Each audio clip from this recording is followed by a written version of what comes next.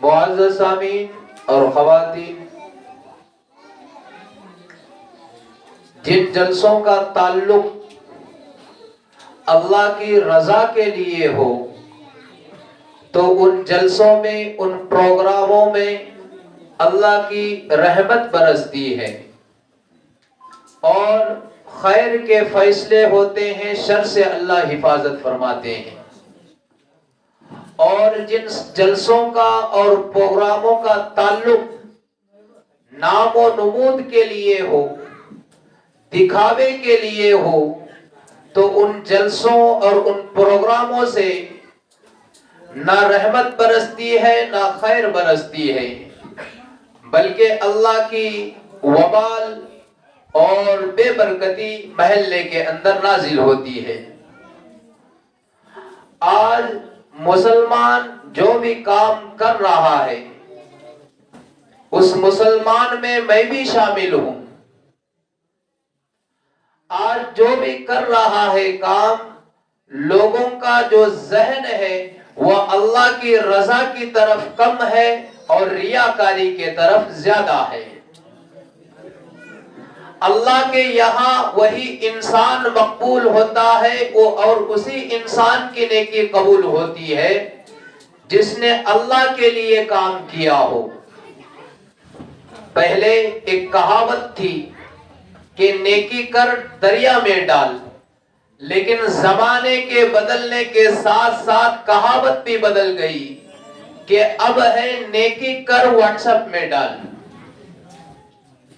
نیکی کر what's app میں ڈال، کہاوت بدل گئی، زمانے نے ترقی کر لی اور لوگوں نے بھی ترقی کر لی۔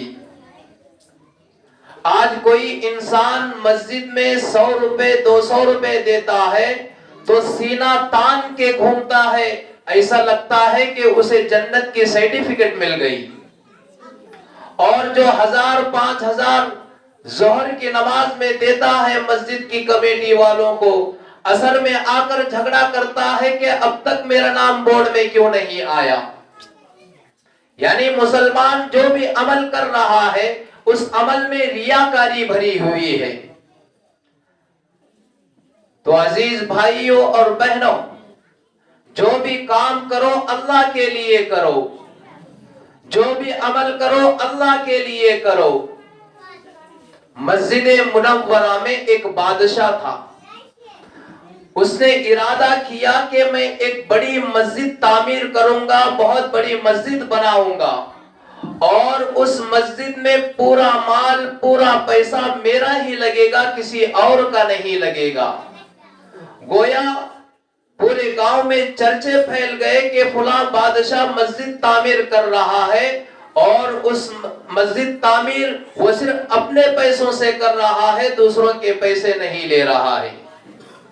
اب بادشاہ اپنے پیسوں سے مسجد کو تعمیر کیا اور مسجد میں اپنا نام لکھوا دیا کہ فلاں بادشاہ کی مسجد۔ جب مسجد مکمل ہو گئی تو بادشاہ جب رات میں سویا تو خواب میں دیکھتا ہے کہ فرشتے مسجد سے اس کا نام ہٹا کر کسی عورت کا نام لکھ رہے ہیں۔ بادشاہ پریشان ہو گیا کہ مسجد میں نے بنائی، مال میرا لگا، پیسہ میرا لگا، نام میں نے میرا لکھوایا ہے، یہ کیا ماجرا ہے کہ فرشتے میرے نام مٹا کر عورت کا نام لکھ رہے ہیں۔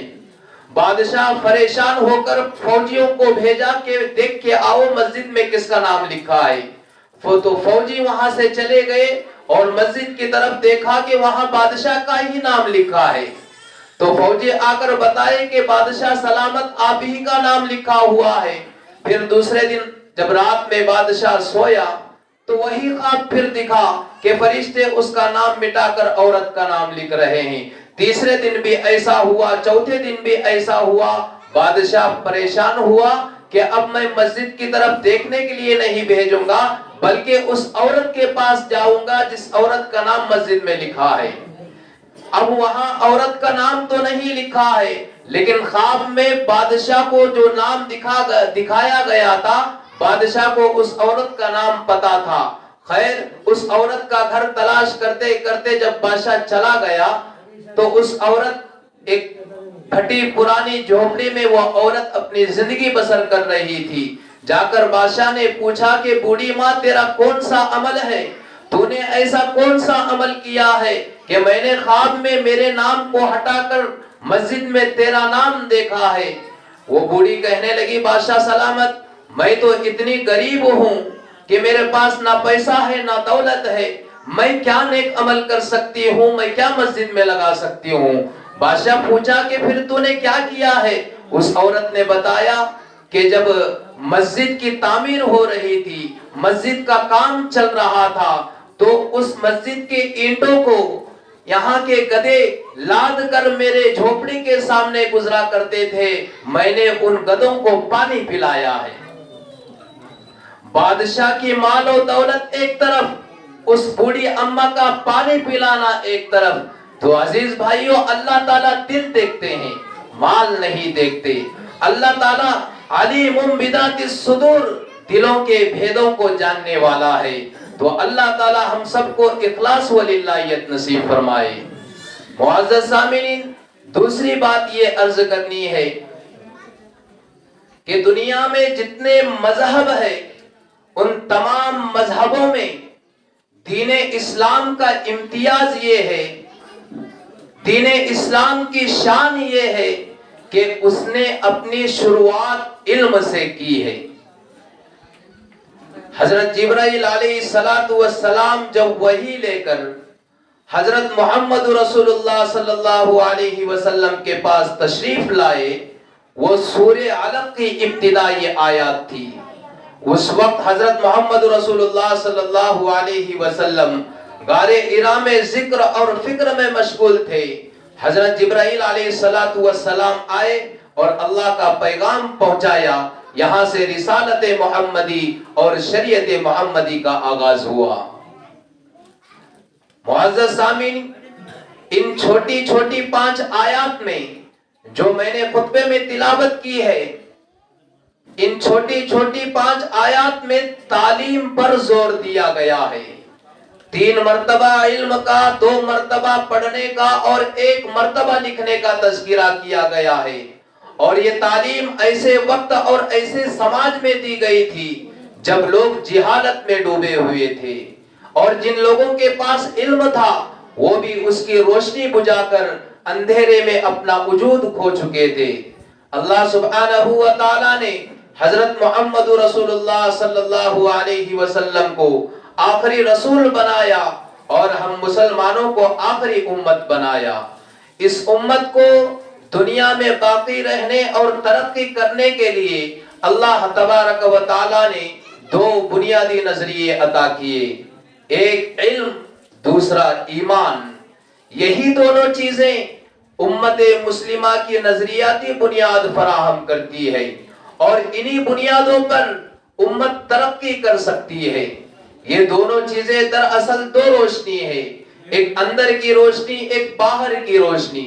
ایمان اندر کی روشنی ہے اور علم باہر کی روشنی.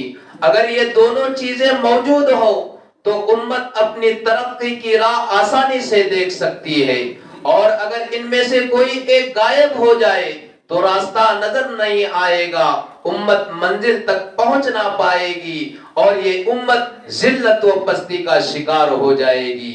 اسی وجہ سے اللہ تبارک و تعالی نے قرآن مجید میں ارشاد فرمایا, یرفع اللہ الذین آمنوا منکم والذین اوتوا العلم درجات واللہ بما تعملون خبیر. جو لوگ تم میں سے ایمان لائے اور جو لوگ اہل علم ہے, اللہ ان کے مرتبے بلند کرتا ہے, اور جو کچھ تم کر رہے ہو اللہ اس سے باخبر ہے, اللہ سب کچھ جانتا ہے.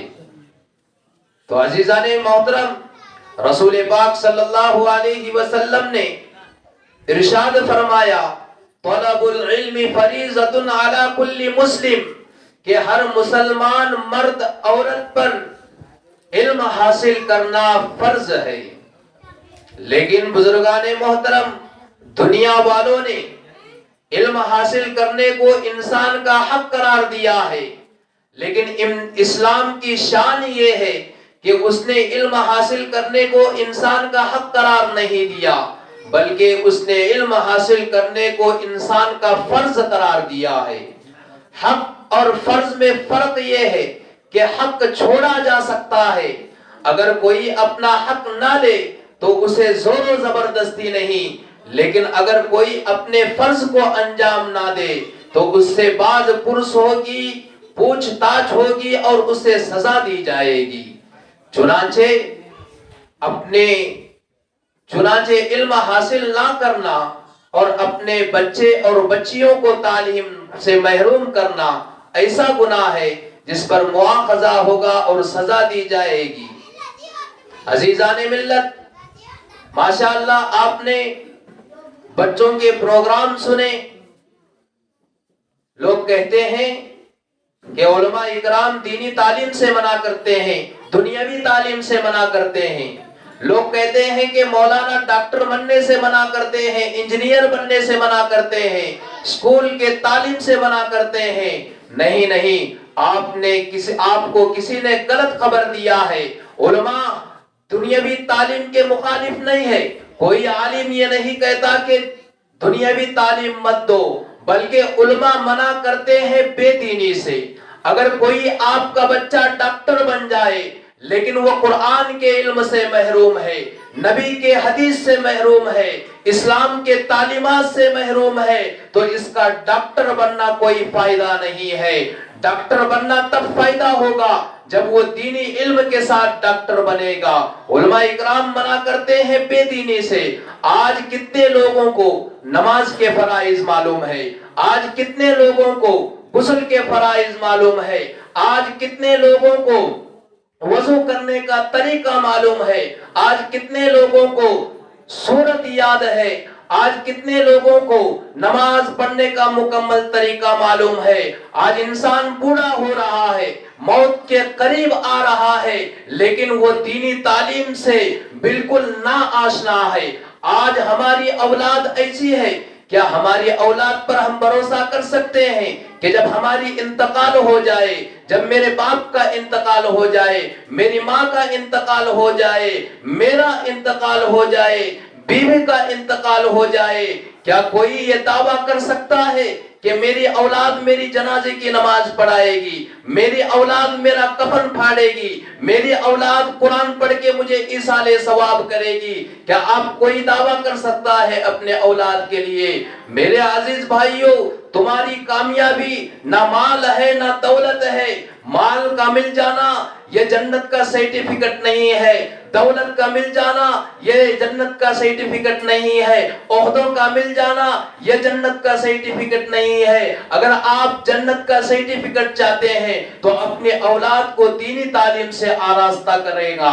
جب آپ کا معصوم بچہ قرآن کریم کی تلاوت کر کر اپنے چھوٹی زبان سے، چھوٹے ہونٹوں سے آپ کے لیے دعا کرے گا، اللہ تعالیٰ ان معصوم بچوں کی لاج رکھ کر آپ کے حاجات کو پورا کرے گا۔ اگر آپ اپنے اولاد کو قرآن سے دور رکھو گے، نبی کے حدیثوں سے دور رکھو گے، اسلامی تعلیمات سے دور رکھو گے، تو آپ کے بچے آپ کو جہنم میں لے جائیں گے، جنت میں نہیں لے جائیں گے۔ اگر عورت کو تعلیم نہ دے تو جہالت نسلوں میں سفر کرے گی۔ اگر عورت کو تعلیم سے محروم کر دے تو جہالت نسلوں میں سفر کرے گی۔ اگر عورت کو تعلیم کے نام پر بے پردہ بھیج دے تو بے حیائی نسلوں میں سفر کرے گی۔ تو عزیزان محترم، علماء منع کرتے ہیں بے دینی سے، علماء منع کرتے ہیں بے پردگی سے۔ اگر آپ نے اپنے بچوں کو مکتب میں پڑھنے کے لیے بھیجیں گے تو شراب کی حرمتی، شراب کی نحوست کو وہ پڑھے گا، زنا کی نحوست کو وہ پڑھے گا، بے نمازی کی نحوست کو وہ پڑھے گا، جوئے کی نحوست کو وہ پڑھے گا، بے پردگی کی نحوست کو جب اپنی بیٹی پڑھے گی تو ان تمام نحوستوں کو جب وہ مکتب میں پڑھیں گے تو ان تمام نحوستوں سے وہ باز آئیں گے، توبہ آئیں گے۔ اگر اپنے اولاد کو اچھی اور بری تعلیم سے آگاہ نہیں کرو گے تو آپ کے بچے کیسے جنت میں لے جانے کا ذریعہ بنیں گے؟ جتنے بھی اولیاء اکرام دنیا میں آئے ہیں تو آپ ان کی تاریخ اٹھا کر دیکھیے، ان کی ہسٹری اٹھا کر دیکھیے، جو ماں باپ نیک ہوتے ہیں ان کی اولاد نیک ہوتی ہے۔ لوگ کہتے ہیں کہ سب سے پہلا مدرسہ ماں کا گود ہے، نہیں، سب سے پہلا مدرسہ ماں کا گود نہیں، بلکہ سب سے پہلا مدرسہ ماں کا پیٹ ہے۔ ماں کے پیٹ کے اندر جب بچہ پلتا ہے تو ماں کے کردار جو ہوتے ہیں وہ کردار اس بچے کے اندر منتقل ہو جاتے ہیں۔ اگر باپ بے نمازی ہے تو بے نمازی کی نحوست اس بچے کے منتقل ہو جائے گی، اگر ماں بے نمازی ہے تو بے نمازی کی نحوست اس بچے کے اندر داخل ہو جائے گی۔ باپ حرام کا لے کر آ کر اپنے گھر والوں کو کھلائے گا اور وہ حاملہ عورت ان حرام لقموں کو پیٹ میں ڈالے گی تو حرامی پن اس بچے کے اندر آئے گا۔ اگر ماں حرام کاموں سے پرہیز کرے گی، باپ حرام کاموں سے پرہیز کرے گا۔ ایک مرتبہ سید ابو صالح نامی ایک اللہ والے سمندر کے کنارے بیٹھ کر اللہ کا ذکر کر رہے تھے، تو دیکھا کئی دن کے بھوکے تھے، پیاسے تھے، سمندر کے کنارے بیٹھ کر تسبیح لے کر اللہ اللہ کر رہے تھے، تو دیکھا کہ سمندر کے نہر سے کنارے پہ ایک سیب بہتا ہوا آ گیا۔ اس اللہ والے کی نگاہ جب اس سیب پر پڑی تو بھوک سے بےتاب ہو کر وہ سیب اٹھا کر کھا لیے۔ کھانے کے بعد پتا چلا کہ یہ سیب کہاں سے آیا، کس کا ہے، کس مالک کا ہے، کس باغ سے آیا ہے۔ تھے تو وہ بڑے اللہ والے، فکر پیدا ہو گئی کہ میں اس کا پتہ کروں کہ یہ کس باغ سے آیا ہے اور اس باغ کے مالک سے معافی مانگ لوں۔ آج ہم ہزاروں روپے، کروڑوں روپے لوٹ مار کر کھاتے ہیں، لیکن ہمیں کبھی خوف نہیں آیا، کبھی ڈر نہیں آیا۔ وہ اللہ والے تھے، اسی لیے تو ان کو ولی کہتے ہیں، اسی لیے تو ان کو اللہ والے کہتے ہیں۔ کوئی انسان کسی اور کو اللہ والا نہیں کہتا، اللہ والا بننے کے لیے اپنے آپ کو اللہ کے حوالے کرنا پڑتا ہے۔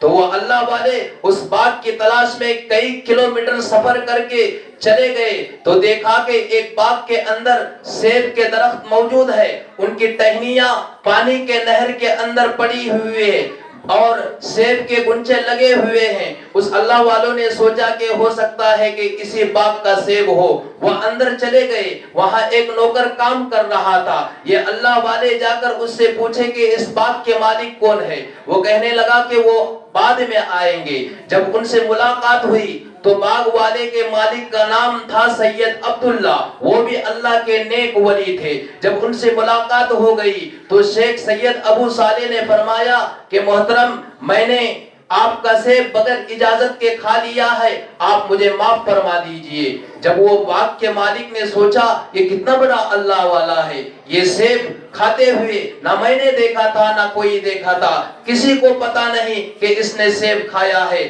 لیکن اللہ کا ڈر اتنا بھرا ہوا ہے کہ کئی کلومیٹر کا سفر کر کے وہ میرے پاس آیا ہے۔ تو ان کو آزمانے کے لیے باغ کے مالک جو اللہ والے تھے ان پر آزمائش رکھی۔ انہوں نے کہا کہ اگر تم میرے باغ میں 10 سال نوکری کرو گے تو میں تمہیں معاف کر دوں گا۔ خیر انہوں نے مان لیا، 10 سال مکمل ہو گئے۔ پھر 10 سال کے بعد ان کے پاس پہنچا، میں واقعے کو مختصر کر رہا ہوں، ٹائم نہیں ہے۔ پھر 10 سال کے بعد ان کے پاس پہنچا، اس باغ کے مالک نے اور شرط لگائی کہ اگر تم کو معافی چاہیے تو آپ کو میری بیٹی سے نکاح کرنا پڑے گا۔ تو بیٹی میری کانوں سے بہری ہے، آنکھوں سے اندھی ہے، پیر سے لنگڑی ہے، ہاتھوں سے لولی ہے۔ تو وہ اللہ والے اگر میری معافی مل سکتی ہے تو میں کسی سے بھی نکاح کرنے کے لیے تیار ہوں۔ خیر نکاح کے لیے راضی ہو گئے۔ جب ان کا نکاح ہو گیا تو میاں بیوی کو جب رات میں ملاقات کے لیے بھیجا تو وہ اللہ والے دیکھتے ہیں کہ ان کی بیوی ایک حسین و جمیل ہے اور اتنی خوبصورت ہے، اتنی خوبصورت ہے، نہ وہ بہری ہے، نہ وہ اندھی ہے، نہ لولی ہے، نہ لنگڑی ہے۔ یہ پریشان ہو کر ان کے والد کے پاس پہنچ گئے کہ آپ نے تو کہا تھا کہ میری بیٹی اندھی ہے، لولی ہے، لنگڑی ہے، بہری ہے۔ وہ اللہ والے کہنے لگے ہاں میری بیٹی نے کبھی کسی غیر مرد کو نہیں دیکھا ہے اس لیے وہ اندھی ہے، میری بیٹی کبھی برائی کو اپنے کانوں سے نہیں سنی ہے اس لیے وہ बहरी है। मेरी बेटी ने कभी गलत काम के लिए अपने हाथों को आगे नहीं बढ़ाया, इसलिए वो लूली है। मेरी बेटी कभी जो है गलत काम के लिए अपने कदमों को आगे नहीं बढ़ाया, इसलिए वो लंगड़ी है। वह अल्लाह वाले खुश हो गए। खैर, जब उनकी मुलाकात हो गई तो अल्लाह ताला ने उनको नेक साले औलाद अता किया। उन्हीं के पेट से, जिनको हम सैयदुल औलिया कहते हैं, पीराने पीर शेख अब्दुल कादिर जिलानी रहमतुल्लाह अलैह पैदा हुए। तो मेरे अजीजों, जब माँ बाप के अंदर अल्लाह का डर होता है, खौफ होता है, वो नमाज की पाबंद होती है, रोजों की पाबंद होती है, हराम माल से परहेज करती है, अपने बच्चों को भी परहेज कराती है, अपने खाविन को भी परहेज कराती है। उनका नाम क्या था? सैयद अबू सालेह। और उनकी बीवी का नाम क्या था? फातिमा। आज हमारे औरतें, आज हमारी लड़कियां फातिमा नाम रखकर बेनमाजी है। आज हमारे औरतें फातिमा नाम रखकर हराम का खा रही है। आज हमारे औरतें फातिमा नाम रखकर बेपर्दा घूम रही है। मेरे माँ और बहनों, फातिमा नाम का तो लाज रख लो, फातिमा नाम का तो लाज रख लो। क्या आप नहीं जानते फातिमा किसका नाम है? फातिमा दोनों जहां के सरदार आकाए दो आलम जनाब मोहम्मद रसूलुल्लाह सल्लल्लाहु अलैहि वसल्लम की लख्ती जिगर का नाम है, जिसके जनाजे को किसी गैर मर्द ने नहीं देखा, ये वो फातिमा नाम है। ऐ मेरे बहनों, आज तुम फातिमा नाम रखकर क्या क्या कर रही हो? देखो, इस वाक़ये से हमें ये सबक मिलता है, अगर माँ बाप नेक हो तो उनके पेट से नेक औलाद पैदा होगी। अगर माँ बाप बेदीन हो तो उनके पेट से कुरान के दुश्मन, इस्लाम के दुश्मन, उलमा के दुश्मन, उलमा की तौहीन करने वाले, कुरान की तौहीन करने वाले, मस्जिद की तौहीन करने वाले पैदा होंगे। मेरे अजीज भाइयों, इरादा करो, तौबा करो कि आज के बाद हम नमाज को नहीं छोड़ेंगे, आज के बाद हम हराम माल से परहेज करेंगे, आज के बाद हम अपने बच्चों को मस्जिद के अंदर इस तरह भेजेंगे जिस तरह स्कूलों के लिए तैयार करके भेजते हैं। हर माँ बाप अपने बच्चे को नहलाकर, पाक साफ कर कर, तेल लगाकर, कंघी कर कर, पाउडर लगाकर स्कूल के लिए रवाना करते हैं, लेकिन मकतब के लिए रवाना करते हैं तो बेगुसूल रवाना करते हैं। हमारे नजदीक कुरान की कोई अहमियत नहीं है, हमारे नजदीक इस्लाम की कोई अहमियत नहीं है। जब हमारे भाई और बहनें जब कुरान की अहमियत को जानेंगे तो अपने बच्चों को पाक साफ करके, साफ शफाफ कपड़े पहनाकर मस्जिद तक लाकर अपने बच्चों को छोड़ेंगे। यही बच्चे आपको जन्नत में ले जाने का जरिया बनेंगे। तो टाइम बहुत कम है, तो मैं इस प्रोग्राम का इंतजाम करने वाले तमाम कमेटी वालों का और तमाम महल्लों वालों का शुक्रगुजार हूं कि अल्लाह ताला जिन ने भी इसके अंदर मेहनत की है मस्जिद की तामीर के लिए और मस्जिद के काम के लिए और इस प्रोग्राम के लिए, अल्लाह ताला उन तमाम के कामों को अपने बारगाह में कबूल फरमाए। आमीन व आखिर दावाना अनिल हम्दुलिल्लाह।